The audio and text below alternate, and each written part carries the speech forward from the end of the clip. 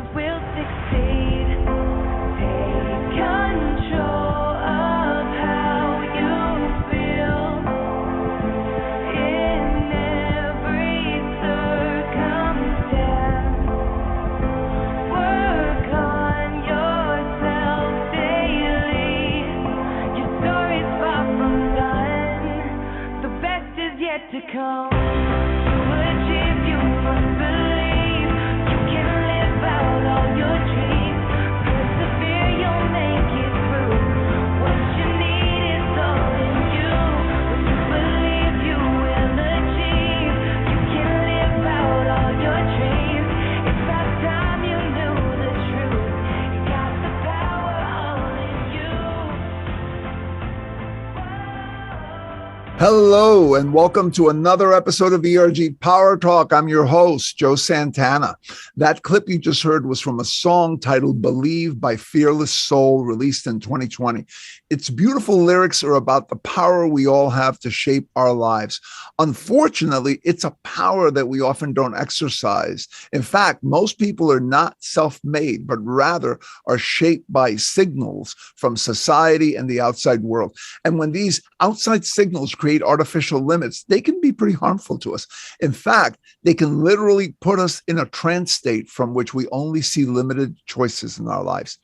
The Nobel Prize-winning author, Anatole France, once noted, and I paraphrase, "To accomplish great things, we must not only plan, but also believe." This power of belief to limit or free our potential was also observed by Gandhi, who noted, and again, I paraphrase, "People often become what they believe themselves to be. If I believe I cannot do something, it makes me incapable of doing it. But when I believe I can, then I acquire the ability to do it, even if I didn't have that ability in the beginning." Many of the communities represented by ERGs are comprised of people who've been told by society that they cannot achieve certain goals or that they are destined to behave or show up in a certain way. So are you perhaps unwittingly keeping yourself from dreaming and striving to become all that you can be because of being trapped in the limited trance? Well, the answer is there's a possibility, yes. But the good news is that our guest is here to tell you what you can do to give yourself and others around you a thinking upgrade, an upgrade that breaks through old limits and puts you and others in a place of higher resourcefulness and power. He's an instructor and a director of the Morpheus Clinic for Hypnosis. The core of his work is all about helping others update their frames of thinking, and he is considered one of Toronto's most trusted consulting hypnotists. Hello, I'm Luke Chao. I'm the founder of the Morpheus Clinic for Hypnosis in Toronto, Canada. And I'm here to not just to make hypnosis make sense to you, I'm also here to share mindsets that my clients find helpful in their own personal lives. Luke, thank you for joining us today on ERG Power Talk. So, Luke, to start off, tell us about your journey that brought you to your current practice that you have. Well, it kind of ties in with the introduction that you made, which is that often people receive signals from society, or in my case, my family, as to what they're capable of doing. And those outside signals might be more limited than accurate in a lot of situations, where prior generations had the limitations of their prior generations. And in the 21st century, we all kind of, live in a different world. So I started my practice a couple years out of university. My degree's in English literature. And, at first I wasn't really supported by my parents, I would say. They wanted me to be a doctor, to be a lawyer. My sister's a lawyer. My father's a doctor. They kind of wanted me to take that conventional path rather than a path that's kind of like becoming a novelist or a professional philosopher. In that, sure, there are many people making a living from hypnotherapy, but there's sort of this effect where, because it's such a niche profession, it's not necessarily easy to kind of have a thriving practice. So since I was about 23 years old, I've been working in this profession. I've built it up. The pandemic was a bit of a setback, but I'm kind of rebuilding my practice in the past few months. And ultimately, it's helped me realize that human beings are more similar than different. Toronto's a very cosmopolitan city. About half our city is immigrants. Of course, half the city is women as well. So my clients come from a whole cross section of society demographically. They do skew professional and managerial. They do skew affluent, but and they also skew educated. But other than those factors, when it comes to race and gender and age, it's a cross section of Toronto. So working with at this point a few thousand people, I think at last count over 7,000 intakes.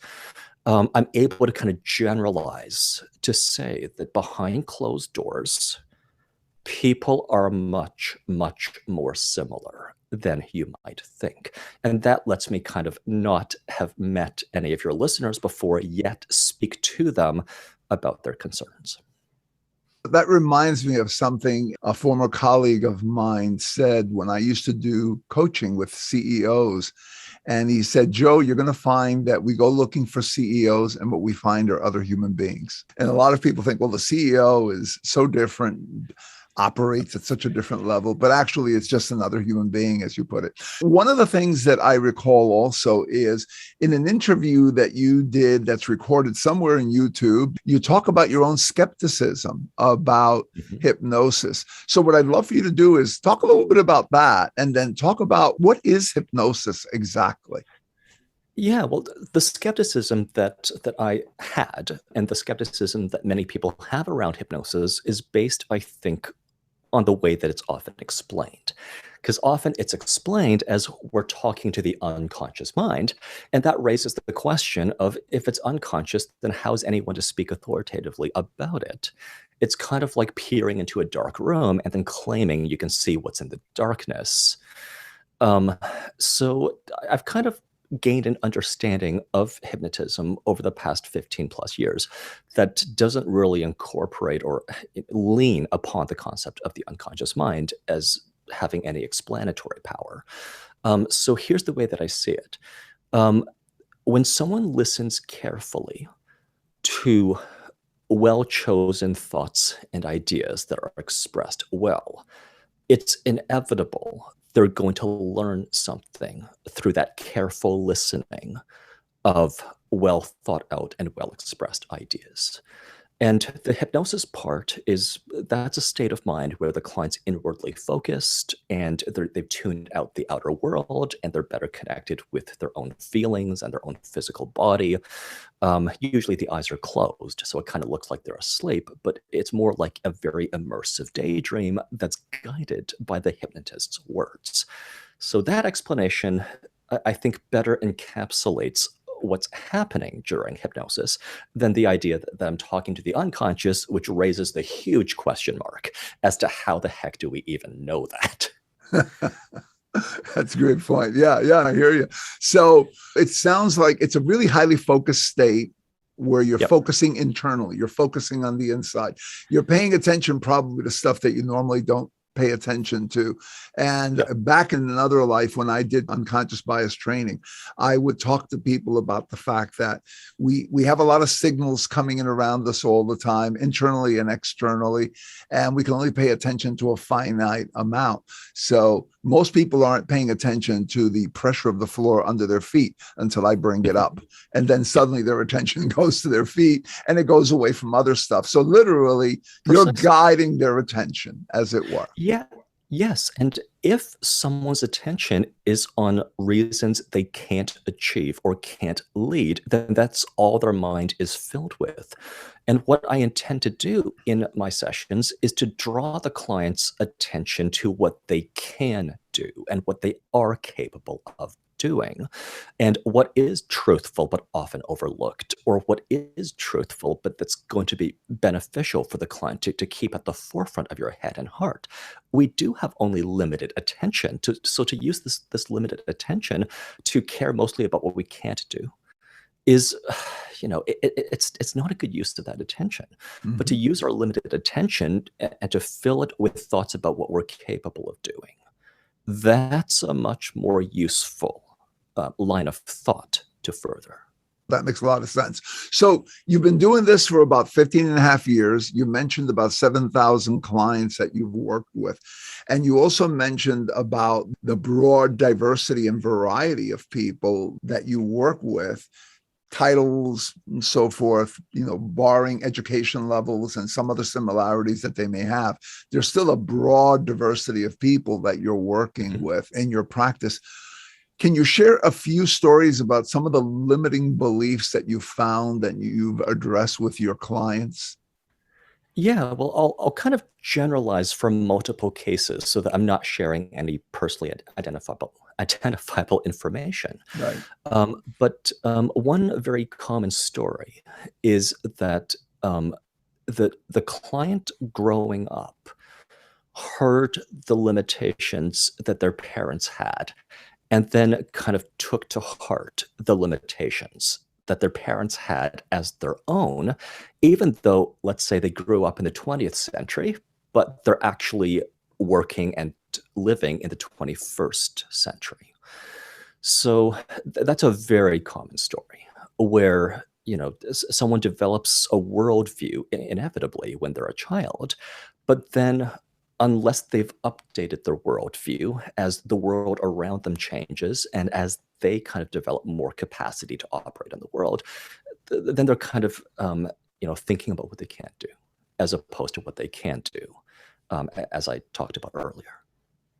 That's interesting. So let's say, for example, you have a woman who's a professional right now who grew up in a home where maybe her mom was not a professional, or maybe none of the other women around her had professional roles and so forth. What you're saying, in effect, is that then that person may have a worldview of themselves or their place in the world that does not include that professional identity. And how do they cope with that? Absolutely. Like, how do you find they try to cope with that? And ultimately, when they come to you, obviously they come to you because whatever mechanism they're trying to use to cope hasn't worked. So they're looking for a solution.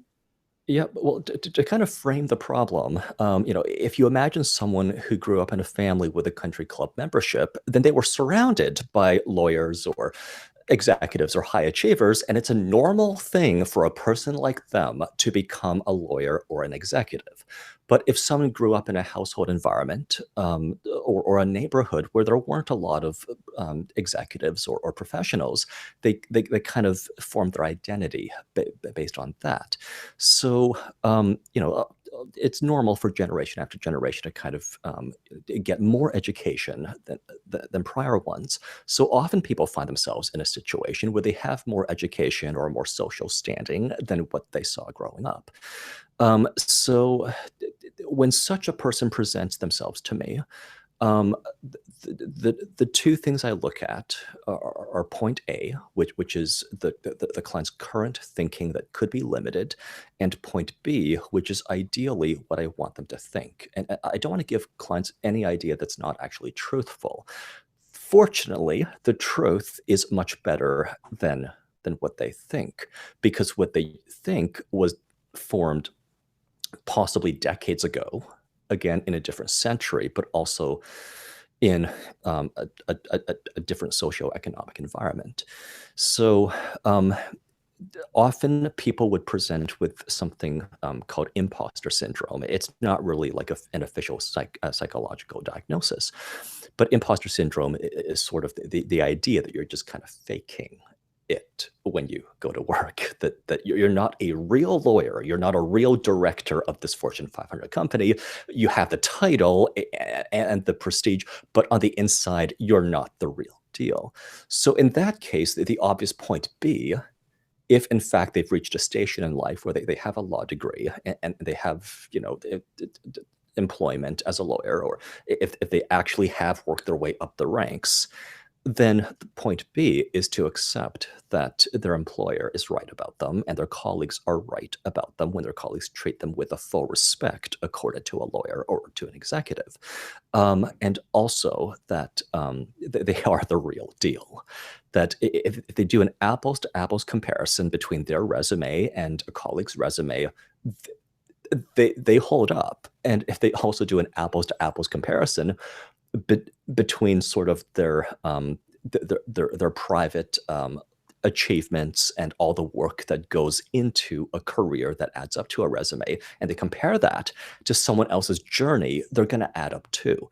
The unfair comparison that people with imposter syndrome often make is the comparison between their long, arduous journey and someone else's curated, polished resume. And the resume is always going to look better than all the messiness of every waking moment of your entire life. So, one other point B perspective that I want to communicate is that if you're going to compare yourself to others at all, make apples to apples comparisons. So compare your resume with someone else's resume, compare your Instagram feed with someone else's Instagram feed. Don't compare like every breakfast you ever had with only the breakfasts that people have posted on Instagram. That's a great point. So as I'm listening to you, just a couple of things that I'm beginning to extract out of this are that we form our worldviews when we're very young, and our parents, in their love for us and their desire for us to succeed in the world, prepare us as well as they can to succeed in the world that they understand. The bubble that they're in is the bubble that we're expected to live inside of as well.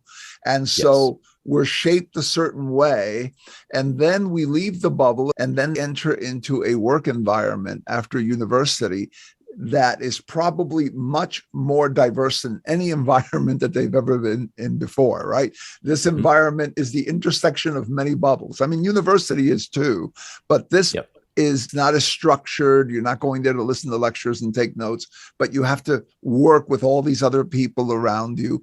And this is your place where you're now going to be living your life and growing and moving forward. And so in a way, you're somewhat not prepared for that, right? Because you're prepared only to exist within whatever bubble you came from. So what have you found is the role that gender, race, and other demographic factors play that then people who are moving into these corporate roles or other environments need to explore, look at, and determine, well, what upgrades are needed or what changes rather than upgrades, I would say. What changes are needed in order to resource me now to be able to operate efficiently in this sort of multi-bubble environment that I'm in versus the singular or mono-bubble environment I came from? Well, 2 points come to mind. One point is, I'm going to quote Seneca, the ancient Greek Stoic philosopher, who said that we suffer more in our imagination than we do in reality. In reality, in the 21st century, the norm is egalitarianism. The norm is that being a woman or being Black or being from a lower socioeconomic status originally should not be an impediment to success. And this norm should be celebrated. So in our imagination, we often make the excuses, like, oh, well, I'm not like them, or all the board members are white men, so I'm not going to fit. But the same board might also look around the table and realize they need diversity. So often we suffer more in our imagination than we do in reality. The other point that I want to make is a point I've been sharing with increasingly large number of clients, and then realizing that it's resonating with increasingly large number of clients, which is that at some point in our adult lives, we must exceed our parents, not just to go up to where they are, but we must exceed them to thrive in times that are more modern than the ones that they grew up in or the ones that they worked in. So at some point, people realize that their parents are maybe more racist or sexist than their colleagues, and they'd rather be like their colleagues than their parents. At some point, people realize that their parents, might have pariacal small town thinking, and if they are living in a big cosmopolitan city, they'd rather kind of think like a cosmopolitan urban dweller. And, earlier I said it's normal that successive generations become more educated than prior ones. And, on top of all of this, I would just generalize it as saying that it's normal to exceed your parents. If you keep looking to your parents for moral guidance, if you're an adult, if you have an adult conscience and adult well-informed morality, and yet you're still looking to your parents for moral guidance, then you can't exceed them. So if you are to kind of live in tune with the times, if you are to recognize what's current about you and what's current about the world, then for better or for worse, you have to exceed your parents. And it's sort of like when the Zen master or the martial arts master tells the student that they've taken the student as far as they can, and the student must then best them. That is a compassionate thing to do for your student. And it's also a compassionate thing to do for your children, to say that they're going to exceed you. And, if you're in a situation where your parents think they know everything, if your parents never apologize and they haven't updated their worldview in 50 years, then, by necessity, you're going to have to exceed them. As I'm listening to you, I'm thinking of also, there are cases where there are two elements to what you learn from your parents in whatever culture or background you have. There are two elements of what you learn from your parents. One element is almost like what I would call the spirit of their law, and the other one is their actual law. And so your parent may have been the kind of person who was a pioneer for their time, and they did something that was different for their particular time. And that particular thing involved, let's say, I'm at a loss for an exact example, but let's say that exact thing was a particular approach that they use, or a particular formula that they propose, that they provided and explained as a way of living. Now, as an adult, you can literally split in half that learning from the spirit of what it was, which is this person who literally walked to the beat of a different drummer for their time. And the actual thing that they did may no longer be applicable because we're living in a different time. But that spirit of being someone who sets out and creates a path for others, that you can keep. So as you're upgrading, you can be very judicious and turn around and say, okay, wait a minute. What is the spirit of what I learned from this person, parent, friend, relative? And what is the actual thing itself, which may or may not be applicable any longer in this environment, right?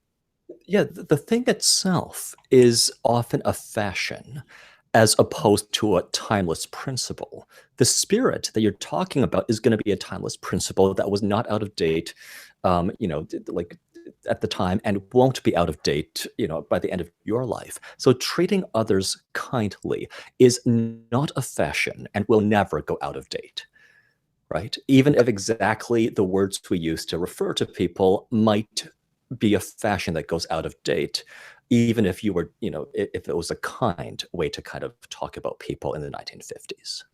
One analogy I'll use is that Windows 95 was state of the art in 1995, but today, we kind of look at a computer running Windows 95 and it's out of date. But if we put ourselves in the mindset of how exciting it was in 1995 to have Windows 90, then we realize that it was just the best they did at the time. And the fact that 27 years later they've improved upon it doesn't make it bad for its time.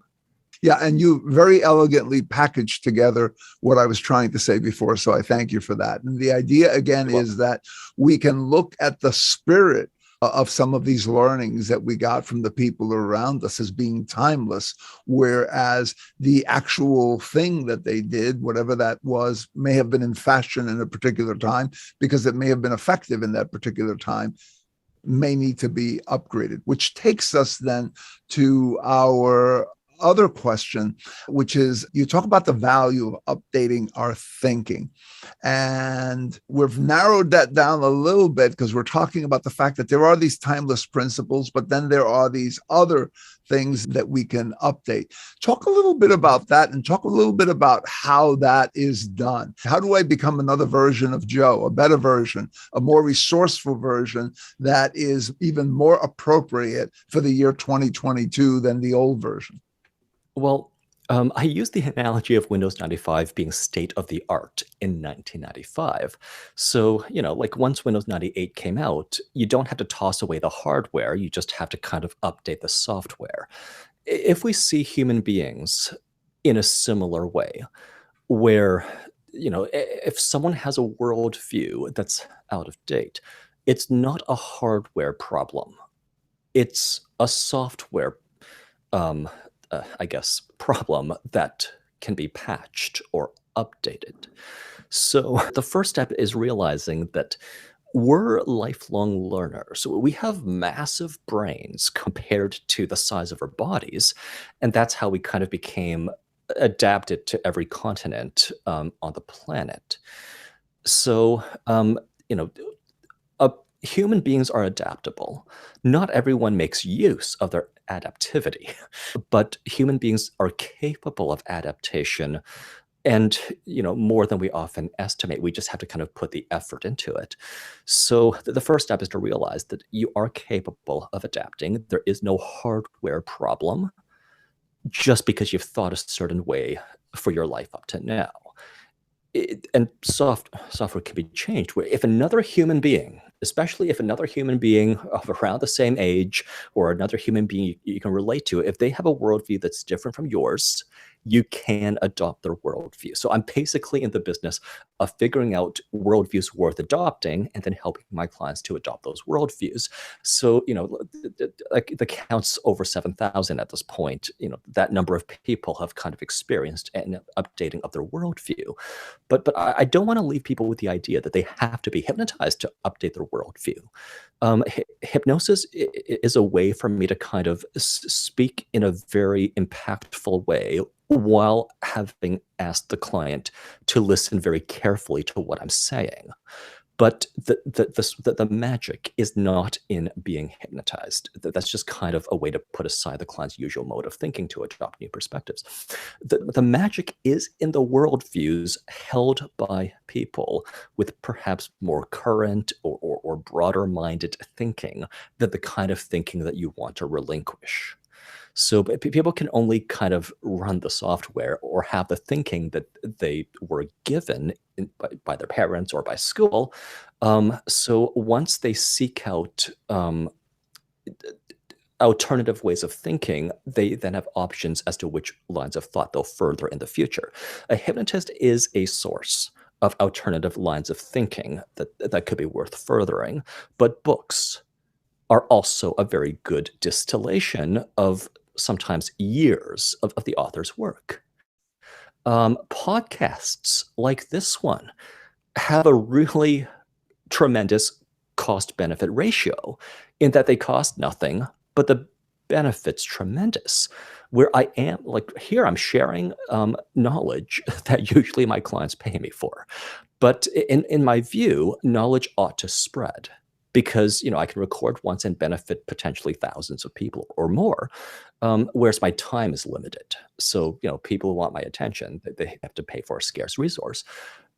So books, podcasts, even selectively YouTube videos, any source of new perspectives will give you alternative lines of thinking that you might adopt for yourself based on your adult current judgment as to which lines of thought you want to keep.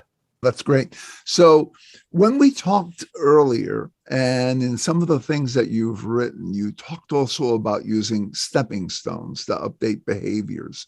So let's then shift this to our listeners who want to become the architect of themselves. They want to take themselves and build themselves out to be the most resourceful, empowered, best version of themselves that can achieve the things that are important to them within the context of where we are right now in time and place. What are some of these stepping stones that they can utilize in order to move in that direction? Well, I use the term stepping stones in contrast with the feeling many people get, which is that they're being asked to leap across a chasm. So anyone who says, just present to the board, you can do it, you know, often causes the person listening to that advice to feel like they're being asked to leap across a chasm. And what if they fall in the middle? So stepping stones are meant to kind of break down that gigantic leap into some smaller, more easily acceptable components. So when I work with clients, I make an effort only to speak um, ideas or thoughts that the client would agree are truthful. So, I won't tell a client, well, just do it, because that's asking them to leap across a chasm. However, one point I made earlier is that human beings are more similar than different. That's a stepping stone that, you can wrap your head around more easily than just kind of like, speaking freely in front of the most important people in your organization. Another stepping stone is that there is no hardware problem. If you're anxious, if you feel limited, it's not a hardware problem. Often, people emphasize the visible differences and they think there's a hardware problem. I would disagree with that. It's not just politically correct to say that things like age and race and gender are somewhat superficial, and that the human psyche is vast and deep. And we all come from common ancestors. That's not just politically correct. That's the truth. If you realize that there is no hardware problem, you're not made of different stuff than the leaders in your organization. The leaders of your organization might have had different influences. They made different choices. There is an element of luck. I will admit that. But you're basically made of the same stuff. There's more in common between you and other human beings than there are differences. That's another stepping stone forward.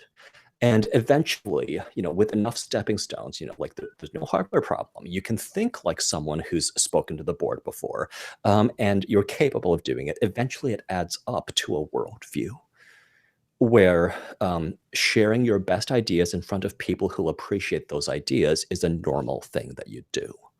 But we have to abandon the idea that public speaking is necessarily scary. We have to abandon the idea that you don't belong in a boardroom. We have to abandon all ideas to the contrary of this idea that sharing your best ideas in front of people who can appreciate those ideas is going to be a good thing. Mm-hmm. So those are some stepping stones, using kind of public speaking as an example, but you can kind of see what I mean by how we don't want, people give up if they're asked to leap across a chasm, but people feel capable if you give them stepping stones that feel solid and that takes them a little bit further.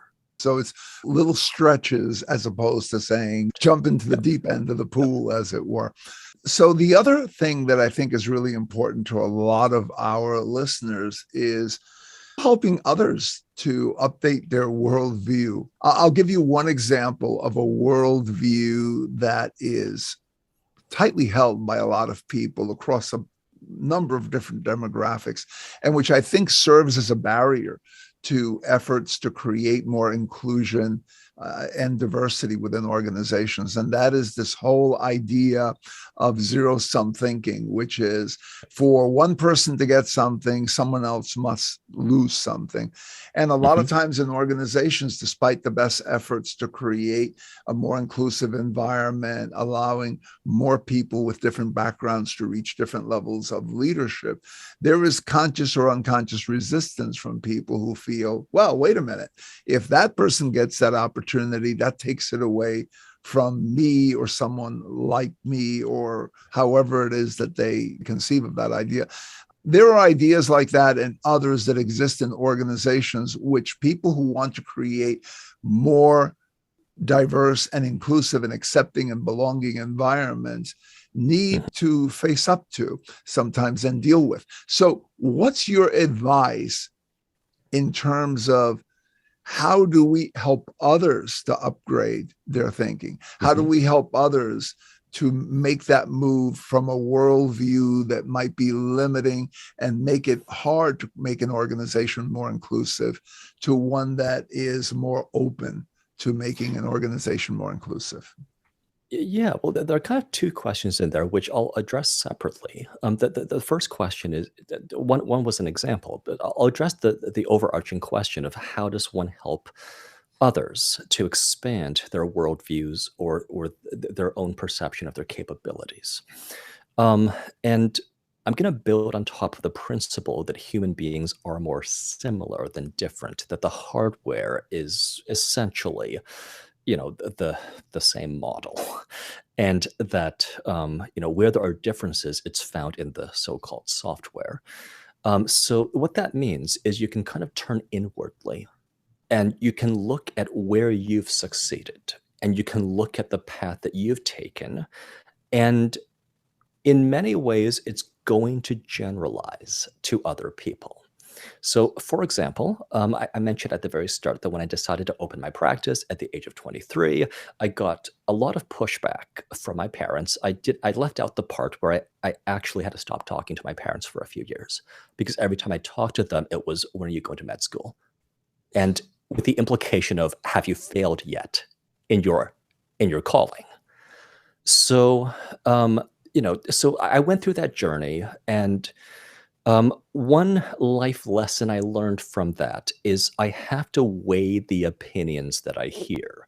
Not every opinion is worth caring about equally to every other opinion. And every opinion does come from a person's sort of upbringing and worldview and their view of their own limitations. So, I started listening a lot more to the hypnotists or the hypnotherapists I knew, who would all tell me that it's possible to make a living in hypnotherapy. And then I stopped listening to my parents, who have no view of the profession at all.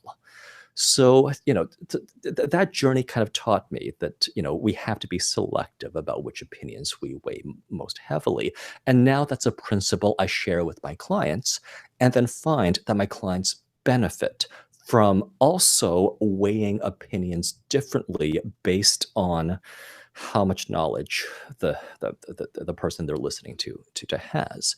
The example you gave was zero sum thinking, versus positive sum thinking.